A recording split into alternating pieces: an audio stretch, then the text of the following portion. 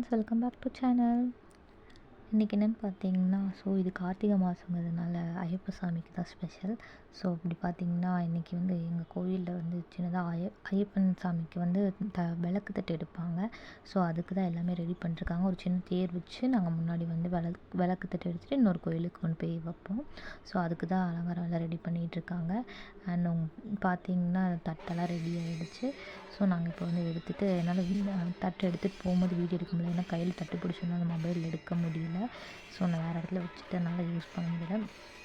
இந்த தட்டு தான் எடுத்துகிட்டு போவோம். அண்ட் வேறு கோயிலுக்கு போயிட்டு அங்கே போய் சாமி கும்பிட்டு சாப்பிட்டு அப்படியே வீட்டுக்கு வந்துடுவோம். இது பார்த்திங்கன்னா ஒரு ஈவினிங் 7 o'clock மேலே தான் நடந்துச்சு. நைட்டு வீட்டுக்கு வர்றதுக்கு ஒரு 10 o'clock மேலே ஆகிடுச்சு.